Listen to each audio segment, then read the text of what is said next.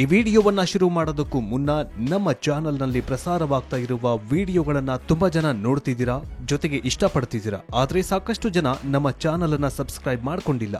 Please ಇಂತಹ ಹೆಚ್ಚೆಚ್ಚು ವಿಡಿಯೋಗಳಿಗಾಗಿ ನಮ್ಮ ಚಾನೆಲ್ ಅನ್ನ ಸಬ್ಸ್ಕ್ರೈಬ್ ಮಾಡ್ಕೊಳ್ಳಿ ಹಾಗೂ ಪಕ್ಕದಲ್ಲಿರೋ ಬೆಲ್ ಐಕಾನ್ ಅನ್ನ ಪ್ರೆಸ್ ಮಾಡಿ. ಇನ್ನು ಈ ಮಾಹಿತಿ ಇಷ್ಟವಾದ್ರೆ ವಿಡಿಯೋಗೆ ಒಂದು ಲೈಕ್ ಕೊಡಿ ಹಾಗೂ ದರ್ಶನ್ ಬಿಡುಗಡೆ ಆಗ್ಬೇಕೋ ಬೇಡವೋ ಅಂತ ಕಮೆಂಟ್ ಮಾಡಿ. ಜೊತೆಗೆ ದರ್ಶನ್ಗೆ ಎಷ್ಟು ವರ್ಷ ಜೈಲು ಶಿಕ್ಷೆ ಆಗಬೇಕು ಅಂತಲೂ ಕೂಡ ಕಮೆಂಟ್ ಮಾಡಿ. ಚಿತ್ರದುರ್ಗದ ರೇಣುಕಾಸ್ವಾಮಿ ಪ್ರಕರಣದಲ್ಲಿ ಪರಪ್ಪನ ಅಗ್ರಹಾರ ಜೈಲಲ್ಲಿರುವ ನಟ ದರ್ಶನ್ಗೆ ದಿನಕ್ಕೊಂದು ಸಂಕಷ್ಟ ಶುರುವಾಗ್ತಾ ಇದೆ. ಒಂದು ಕಡೆ ಜೈಲಿನ ಊಟಕ್ಕೆ ಹೊಂದಿಕೊಳ್ಳೋದಕ್ಕೆ ಆಗದೆ ತೂಕ ಕಳೆದುಕೊಳ್ತಾಗಿದ್ರೆ, ಮತ್ತೊಂದು ಕಡೆ ಪೊಲೀಸರು ತನಿಖೆ ಮಾಡ್ತಾ ಇದ್ದ ಹಾಗೆ ಹೊಸ ಸಾಕ್ಷಿಗಳು ಸಿಗ್ತಾಗಿದ್ದಾವೆ. ದರ್ಶನ್ ತೂಗುದೀಪ ಮತ್ತು ಗ್ಯಾಂಗ್ ಪ್ರಕರಣವನ್ನ ಗಂಭೀರವಾಗಿ ಪರಿಗಣಿಸಿರುವ ಪೊಲೀಸರು ಆರೋಪಿಗಳಿಗೆ ಕಾನೂನು ಪ್ರಕಾರ ಕಠಿಣ ಶಿಕ್ಷೆ ಕೊಡಿಸೋದಕ್ಕೆ ಹಗಲು ರಾತ್ರಿ ಎನ್ನದೇ ತನಿಖೆ ಮಾಡುತ್ತಿದ್ದಾರೆ. ರೇಣುಕಾಸ್ವಾಮಿ ಹತ್ಯೆ ಕೇಸಿನಲ್ಲಿ ಜೈಲು ಸೇರಿದ ಡಿ ಗ್ಯಾಂಗ್ಗೆ ಕಾನೂನು ಕುಣಿಕೆ ದಿನದಿಂದ ದಿನಕ್ಕೆ ಬಿಗಿಯಾಗ್ತಾಗಿದೆ. ಅದರಲ್ಲೂ ದರ್ಶನ್ ವಿರುದ್ಧ ಪ್ರಬಲ ಸಾಕ್ಷಿಗಳು ಲಭ್ಯವಾಗಿದ್ದು ದರ್ಶನ್ಗೆ ಮತ್ತಷ್ಟು ಟೆನ್ಷನ್ ಶುರುವಾಗಿದೆ. ಚಿತ್ರದುರ್ಗ ಮೂಲದ ರೇಣುಕಾಸ್ವಾಮಿ ಕೊಲೆ ಪ್ರಕರಣದ ತನಿಖೆಯನ್ನ ಪೊಲೀಸರು ಚುರುಕುಗೊಳಿಸಿ ಮಹತ್ವದ ಸಾಕ್ಷಿಗಳ ಸಂಗ್ರಹಕ್ಕೆ ಮುಂದಾಗಿದ್ದಾರೆ. ಈ ನಡುವೆಯೇ ಇದೀಗ ಬಂದಿರುವ ಎಫ್ಎಸ್ಎಲ್ ವರದಿಯಲ್ಲಿ ನಟ ದರ್ಶನ್ ವಿರುದ್ಧದ ಮಹತ್ವದ ಸಾಕ್ಷಿಯೊಂದು ಲಭ್ಯವಾಗಿದೆ. ಈಗಾಗಲೇ ಈ ಹಿಂದೆಯೇ ನಟ ದರ್ಶನ್ ಬಟ್ಟೆಗಳನ್ನ ಹೈದರಾಬಾದ್ ಎಫ್ಎಸ್ಎಲ್ಗೆ ಕಳುಹಿಸಲಾಗಿತ್ತು. ಇದೀಗ ವರದಿ ಬಂದಿದ್ದು ಅದರಲ್ಲಿ ದರ್ಶನ್ ವಿರುದ್ಧ ಮಹತ್ವದ ಸಾಕ್ಷಿ ಸಿಕ್ಕಿದೆ. ಇದರಿಂದ ನಟ ದರ್ಶನ್ಗೆ ಮತ್ತಷ್ಟು ಢವಢವ ಶುರುವಾದಂತಾಗಿದೆ. ನಟ ದರ್ಶನ್ ಮನೆಯಲ್ಲಿ ಪೊಲೀಸರು ಬಟ್ಟೆಗಳನ್ನ ವಶಪಡಿಸಿಕೊಂಡು ಅವುಗಳನ್ನ ಎಫ್ಎಸ್ಎಲ್ಗೆ ಕಳುಹಿಸಲಾಗಿತ್ತು. ಇದೀಗ ನಟ ದರ್ಶನ್ ಬಟ್ಟೆ ಮೇಲೆ ಇರುವ ರಕ್ತದ ಕಲೆ ರೇಣುಕಾಸ್ವಾಮಿಯದ್ದೇ ಎನ್ನುವ ಎಫ್ಎಸ್ಎಲ್ ವರದಿಯಲ್ಲಿ ದೃಢವಾಗಿದೆ. ಇದರಿಂದಾಗಿ ದರ್ಶನ್ಗೆ ಮತ್ತಷ್ಟು ಕಂಟಕವಾಗುವುದರಲ್ಲಿ ಯಾವುದೇ ಅನುಮಾನವಿಲ್ಲ. ಅದರಂತೆಯೇ ಈ ಕೇಸ್ಗೆ ಸಂಬಂಧಿಸಿದಂತೆ ನಟ ದರ್ಶನ್ ಅವತ್ತೂ ಧರಿಸಿದ್ದ ಬಟ್ಟೆಗಳನ್ನ ವಶಪಡಿಸಿಕೊಂಡು ಎಫ್ಎಸ್ಎಲ್ ವರದಿಗೆ ಕಳುಹಿಸಿತ್ತು. ಇದೀಗ ಎಫ್ಎಸ್ಎಲ್ ವರದಿ ಬಂದಿದ್ದು ನಟ ದರ್ಶನ್ ಬಟ್ಟೆಗಳ ಮೇಲೆ ಇರುವ ರಕ್ತದ ಕಲೆ ರೇಣುಕಾಸ್ವಾಮಿಯದ್ದೇ ಎಂದು ದೃಢವಾಗಿದೆ. ಹೀಗಾಗಿ ರೇಣುಕಾಸ್ವಾಮಿ ಕೊಲೆಯಲ್ಲಿ ದರ್ಶನ್ ಭಾಗಿಯಾಗಿದ್ದ ಎನ್ನುವುದಕ್ಕೆ ಅತ್ಯಂತ ಮಹತ್ವಪೂರ್ಣ ಸಾಕ್ಷಿ ಇದಾಗಿದೆ. ಇನ್ನು ಈ ಒಂದು ಕೇಸ್ನಲ್ಲಿ ಬಹಳಷ್ಟು ವರದಿಗಳು ಇನ್ನಷ್ಟೇ ಪೊಲೀಸರ ಕೈ ಸೇರಬೇಕಿದೆ. ಅವುಗಳು ಸಿಕ್ಕಾಗ ಕೇಸ್ನ ದಿಕ್ಕು ಬದಲಾಗುವ ಅಥವಾ ಪ್ರಕರಣದಲ್ಲಿ ದೊಡ್ಡ ಅಪ್ಡೇಟ್ ಬರುವ ಸಾಧ್ಯತೆಯೂ ಇದೆ. ಆರೋಪಿಗಳ DNA test report, DNA test ಸಲುವಾಗಿ ಬ್ಲಡ್ ಸ್ಯಾಂಪಲ್, ಹೇರ್ ಸ್ಯಾಂಪಲ್, ಉಗುರಿನ ಚೂರನ್ನ ಸಂಗ್ರಹಿಸಿದ್ದ ವೈದ್ಯರು ಇವೆಲ್ಲದರ ರಿಪೋರ್ಟ್ ಅನ್ನ ಕೊಡಬೇಕಷ್ಟೇ. ವಿಕ್ಟೋರಿಯಾ ಆಸ್ಪತ್ರೆಯಲ್ಲಿ ಸ್ಯಾಂಪಲ್ ಸಂಗ್ರಹಿಸಲಾಗಿತ್ತು. ಆರೋಪಿಗಳ ಡಿಎನ್ಎ ಟೆಸ್ಟ್ ಸ್ಯಾಂಪಲ್ ರಿಪೋರ್ಟ್ಸ್, ಕೃತ್ಯಕ್ಕೆ ಬಳಸಿದ್ದ ವಸ್ತುಗಳ ರಿಪೋರ್ಟ್ಸ್, ವಸ್ತುಗಳ ಮೇಲಿದ್ದ ರಕ್ತದ ಕಲೆಗಳು, ಘಟನಾ ಸ್ಥಳದಲ್ಲಿ ಪತ್ತೆಯಾಗಿದ್ದ ಬ್ಲಡ್ ಸ್ಯಾಂಪಲ್ಸ್, ಆರೋಪಿಗಳು ಕೃತ್ಯ ಎಸಗಿದ್ದ ವೇಳೆ ಧರಿಸಿದ್ದ ಬಟ್ಟೆಗಳ ರಿಪೋರ್ಟ್ ಕಳುಹಿಸಲಾಗಿತ್ತು. ಪೊಲೀಸರು ಆರೋಪಿಗಳ ಬಟ್ಟೆಗಳನ್ನು ಸೀಸ್ ಮಾಡಿ ಎಫ್ಎಸ್ಎಲ್ಗೆ ರವಾನಿಸಿದ್ರು. ಇದೀಗ ದರ್ಶನ್ ಬಟ್ಟೆ ಮೇಲೆ ರಕ್ತದ ಕಲೆ ಕಂಡು ಬಂದಿದ್ದು ಅದು ರೇಣುಕಾಸ್ವಾಮಿಯದ್ದೇ ಎಂಬುದು ಎಫ್ಎಸ್ಎಲ್ ವರದಿಯಿಂದ ತಿಳಿದು ಬಂದಿದೆ. ಈ ಕೇಸ್ಗೆ ಸಂಬಂಧಿಸಿದಂತೆ ನಟ ದರ್ಶನ್ ಬಟ್ಟೆಗಳ ಮೇಲೆ ರೇಣುಕಾಸ್ವಾಮಿ ದೇಹದ ರಕ್ತದ ಕಲೆಗಳು ಸಿಕ್ಕಿದ್ದು ಮಹತ್ವದ ಸಾಕ್ಷಿಯಾಗಲಿದೆ.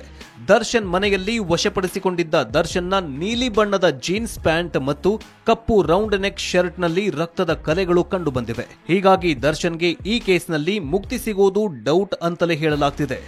ಇದಿಷ್ಟೇ ಅಲ್ಲದೆ ಶೆಡ್ನಲ್ಲಿರುವ ಮಣ್ಣು, ಆರೋಪಿಗಳ ಡಿಎನ್ಎ ರಿಪೋರ್ಟ್ ಕೂಡ ಬರಬೇಕಿದೆ. ಇದರ ಜೊತೆಗೆ ಕೃತ್ಯದ ವೇಳೆ ಫುಟ್ ಪ್ರಿಂಟ್ ಸಂಗ್ರಹಿಸಲು ಚಪ್ಪಲಿ, ಶೂಗಳ ಸಂಗ್ರಹಿಸಲಾಗಿತ್ತು. ಆರೋಪಿಗಳ ಚಪ್ಪಲಿ, ಶೂಗಳ ರಿಪೋರ್ಟ್ ಕೂಡ ಕೇಳಲಾಗಿದೆ. ಇನ್ನು ಪಟ್ಟಣಗೆರೆ ಶೆಡ್ನಲ್ಲಿ ಸಂಗ್ರಹಿಸಿದ ಸಿಸಿಟಿವಿ ಫುಟೇಜ್ ಸದ್ಯ ಕೇಸ್ನಲ್ಲಿ ದೊಡ್ಡ ಸಾಕ್ಷಿಯಾಗಿದೆ. ಇದಿಷ್ಟೇ ಅಲ್ಲದೆ ಸ್ಟೋನಿ ಬ್ರೂಕ್ ರೆಸ್ಟೋರೆಂಟ್ ಸಿಸಿಟಿವಿಗಳ ರಿಪೋರ್ಟ್, ಮೃತದೇಹ ಪತ್ತೆಯಾದ ರಾಜಕಾಲುವೆ ಸಮೀಪದ ಸಿಸಿಟಿವಿ ರಿಪೋರ್ಟ್, ಆರೋಪಿಗಳ ಮೊಬೈಲ್ ಫೋನ್ ರಿಪೋರ್ಟ್ ಬರಲಿದೆ. ನಟ ದರ್ಶನ್ ಸೇರಿ ಎಲ್ಲ 17 ಆರೋಪಿಗಳ ಮೊಬೈಲ್ ಫೋನ್ ಎಫ್ಎಸ್ಎಲ್ಗೆ ರವಾನೆ ಮಾಡಲಾಗಿದೆ. ಎಫ್ಎಸ್ಎಲ್ನಲ್ಲಿ ಮೊಬೈಲ್ ಎಕ್ಸ್ಟ್ರಾಕ್ಟ್ ಮಾಡಿ ಪೊಲೀಸರು ವರದಿಗಾಗಿ ಸದ್ಯ ಕಾಯ್ತಿದ್ದಾರೆ. ಈಗ ಬಂದಿರುವಂತಹ ಎಫ್ಎಸ್ಎಲ್ ವರದಿಯಂತೂ ದರ್ಶನ್ ವಿರುದ್ಧ ಬಹಳ ಮುಖ್ಯವಾದ ಸಾಕ್ಷಿಯಾಗಿದ್ದು ದರ್ಶನ್ ಈ ಕೇಸ್ನಲ್ಲಿ ಬಚಾವಾಗುವುದು ಸಾಧ್ಯವೇ ಇಲ್ಲ ಅಂತ ಹೇಳಲಾಗ್ತಿದೆ. ಇನ್ನು ಚಿತ್ರದುರ್ಗ ಟು ಪಟ್ಟಣಗೆರೆ ಶೆಡ್ನ ಕ್ಷಣದ ಸಾಕ್ಷಿಗಳು ಸಿಗ್ತಿವೆ. ಇನ್ನು ದರ್ಶನ್ ವಿರುದ್ಧ ಏನೆಲ್ಲ ಸಾಕ್ಷಿಗಳು ಇದೆಯೋ ಅವೆಲ್ಲವನ್ನ ಪೊಲೀಸರು ಸಂಗ್ರಹಿಸಿದ್ದಾರೆ. ಕಿಲ್ಲಿಂಗ್ ಗ್ಯಾಂಗ್ನ ಆರೋಪಿಗಳು ಆಟೋದಲ್ಲಿ ಮತ್ತೆ ಕೆಲವರ ಸ್ನೇಹಿತರ ಸಹಾಯದಿಂದ ಎಸ್ಕೇಪ್ ಆಗಿದ್ರು. ಈ ವೇಳೆ ಆರೋಪಿಗಳಿಗೆ ಸಹಾಯ ಮಾಡಿದ್ದ ವ್ಯಕ್ತಿಗಳು ಆಟೋ ಚಾಲಕರು ಸೇರಿದಂತೆ ಆರೋಪಿಗಳನ್ನ ನೇರವಾಗಿ ನೋಡಿರೋ ವಿಟ್ನೆಸ್ಗಳ ಮೂಲಕ ಗುರುತು ಪತ್ತೆ ಮಾಡಲಾಗಿದೆ.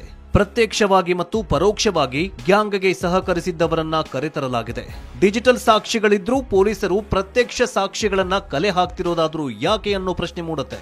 ಭಾರತದಲ್ಲಿ ಅನೇಕ ಪ್ರಕರಣಗಳಲ್ಲಿ ಡಿಜಿಟಲ್ ಸಾಕ್ಷಿಗಳಾದ CCTV, mobile recording, voice recording, call recording ಗಳನ್ನ ನ್ಯಾಯಾಲಯ ಪರಿಗಣಿಸಿಲ್ಲ. ಇದರಿಂದ ಅದೆಷ್ಟೋ ಕೇಸ್ಗಳು ಕ್ಲೋಸ್ ಆಗಿವೆಯಂತೆ. ಆದ್ದರಿಂದ ದರ್ಶನ್ ಕೇಸ್ನಲ್ಲಿ ಪೊಲೀಸರು ಡಿಜಿಟಲ್ ಸಾಕ್ಷಿಗಳ ಜೊತೆಗೆ ಪ್ರತ್ಯಕ್ಷ ಸಾಕ್ಷಿಗಳನ್ನ ಪಡೆದು ನ್ಯಾಯಾಲಯಕ್ಕೆ ಹಾಜರುಪಡಿಸುವ ತಯಾರಿ ಮಾಡ್ತಿದ್ದಾರೆ. ಹಾಗಾದ್ರೆ ಪ್ರತ್ಯಕ್ಷ ಸಾಕ್ಷಿಗಳು ಯಾವುವು ಅಂತ ನೋಡೋದಾದ್ರೆ, ರೇಣುಕಾಸ್ವಾಮಿ ಕಿಡ್ನಾಪ್ ಆಗಿದ್ದ ಟೀಮ್ನಲ್ಲಿದ್ದ ವ್ಯಕ್ತಿಗಳು ದರ್ಶನ್ ಶೆಡ್ನಲ್ಲಿ ಹಲ್ಲೆ ಮಾಡುವಾಗ ಈಗ ಬಂಧಿಯಾಗಿರೋ ಆರೋಪಿಗಳನ್ನ ಹೊರತುಪಡಿಸಿ ಇನ್ನುಳಿದವರನ್ನ ಪ್ರತ್ಯಕ್ಷ ಸಾಕ್ಷಿಗಳನ್ನಾಗಿ ಮಾಡೋ ಪ್ಲಾನ್ನಲ್ಲಿ ಪೊಲೀಸರು ಇದ್ದಾರೆ. ಇದರ ಜೊತೆಗೆ ರೇಣುಕಾಸ್ವಾಮಿ ಮೃತದೇಹ ಸಾಗಿಸುವಾಗ ಇದ್ದ ಜನರು ಕೂಡ ಪ್ರತ್ಯಕ್ಷ ಸಾಕ್ಷಿಗಳಾಗ್ತಾರೆ.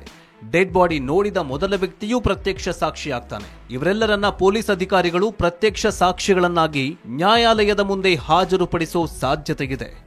ಇನ್ನು ಒಂದು, ದರ್ಶನ್ ಜೀನ್ಸ್ ಪ್ಯಾಂಟ್, ಕಪ್ಪು ಟಿ ಶರ್ಟ್ ಧರಿಸಿದ್ರು. ಪವಿತ್ರ ಗೌಡಗೆ ಅಶ್ಲೀಲ ಸಂದೇಶ ಕಳುಹಿಸಿದ ಕಾರಣಕ್ಕೆ ನಟ ದರ್ಶನ್ ಅಂಡ್ ಗ್ಯಾಂಗ್ ರೇಣುಕಾಸ್ವಾಮಿಯನ್ನ ಬೆಂಗಳೂರಿನ ಪಟ್ಟಣಗೆರೆ ಶೆಡ್ಗೆ ಕರೆದುಕೊಂಡು ಹಲ್ಲೆ ಮಾಡಿರುವುದಲ್ಲದೆ ಭೀಕರವಾಗಿ ಹತ್ಯೆ ಮಾಡಿದ್ರು. ಶೆಡ್ನಲ್ಲಿ ರಕ್ತ ಕಿತ್ತು ಬರೋ ಹಾಗೆ ರೇಣುಕಾಸ್ವಾಮಿಗೆ ಹೊಡೆದು ಕೊಲೆ ಮಾಡಿ ಶವವನ್ನ ಕಾಲುವೆ ಬಳಿ ಬಿಸಾಡಿ ಹೋಗಿದ್ರು. ಬಳಿಕ ಎಸಿಪಿ ಚಂದನ್ ಅವರ ನೇತೃತ್ವದ ತಂಡ ಜಾಣತನದಿಂದ ತನಿಖೆ ಮುಂದುವರೆಸಿ ಒಬ್ಬೊಬ್ಬರೇ ಆರೋಪಿಗಳನ್ನ ಬಂಧಿಸಿದ್ರು.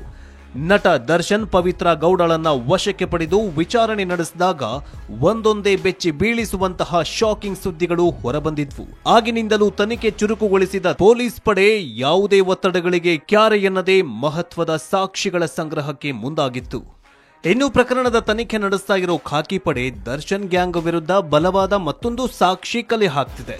ಈಗಾಗಲೇ 100ಕ್ಕೂ ಅಧಿಕ ಸಾಕ್ಷಿಗಳನ್ನು ಸಂಗ್ರಹಿಸಿರುವ ಪೊಲೀಸರು ಸದ್ಯ ದರ್ಶನ್ ಸಿಮ್ ಕಾರ್ಡ್ ಸೀಕ್ರೆಟ್ ಭೇದಿಸಲು ಮುಂದಾಗಿದ್ದಾರೆ.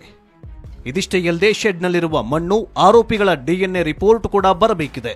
ಇದರ ಜೊತೆಗೆ ಕೃತ್ಯದ ವೇಳೆ ಫುಟ್ ಪ್ರಿಂಟ್ ಸಂಗ್ರಹಿಸಲು ಚಪ್ಪಲಿ, ಶೂಗಳ ಸಂಗ್ರಹಿಸಲಾಗಿತ್ತು. ಆರೋಪಿಗಳ ಚಪ್ಪಲಿ, ಶೂಗಳ ರಿಪೋರ್ಟ್ ಕೂಡ ಕೇಳಲಾಗಿದೆ. ಇನ್ನು ಪಟ್ಟಣಗೆರೆ ಶೆಡ್ನಲ್ಲಿ ಸಂಗ್ರಹಿಸಿದ ಸಿಸಿಟಿವಿ ಫುಟೇಜ್ ಸದ್ಯ ಕೇಸ್ನಲ್ಲಿ ದೊಡ್ಡ ಸಾಕ್ಷಿಯಾಗಿದೆ. ಇದಿಷ್ಟೇ ಅಲ್ಲದೆ ಸ್ಟೋನಿ ಬ್ರೂಕ್ ರೆಸ್ಟೋರೆಂಟ್ ಸಿಸಿಟಿವಿಗಳ ರಿಪೋರ್ಟ್, ಮೃತದೇಹ ಪತ್ತೆಯಾದ ರಾಜಕಾಲುವೆ ಸಮೀಪದ ಸಿಸಿಟಿವಿ ರಿಪೋರ್ಟ್, ಆರೋಪಿಗಳ ಮೊಬೈಲ್ ಫೋನ್ ರಿಪೋರ್ಟ್ ಬರಲಿದೆ. ನಟ ದರ್ಶನ್ ಸೇರಿ ಎಲ್ಲ 17 ಆರೋಪಿಗಳ ಮೊಬೈಲ್ ಫೋನ್ ಎಫ್ಎಸ್ಎಲ್ಗೆ ರವಾನೆ ಮಾಡಲಾಗಿದೆ. ಎಫ್ಎಸ್ಎಲ್ನಲ್ಲಿ ಮೊಬೈಲ್ ಎಕ್ಸ್ಟ್ರಾಕ್ಟ್ ಮಾಡಿ ಪೊಲೀಸರು ವರದಿಗಾಗಿ ಸದ್ಯ ಕಾಯ್ತಿದ್ದಾರೆ. ಈಗ ಬಂದಿರುವಂತಹ ಎಫ್ಎಸ್ಎಲ್ ವರದಿಯಂತೂ ದರ್ಶನ್ ವಿರುದ್ಧ ಬಹಳ ಮುಖ್ಯವಾದ ಸಾಕ್ಷಿಯಾಗಿದ್ದು, ದರ್ಶನ್ ಈ ಕೇಸ್ನಲ್ಲಿ ಬಚಾವಾಗುವುದು ಸಾಧ್ಯವೇ ಇಲ್ಲ ಅಂತ ಹೇಳಲಾಗ್ತಿದೆ.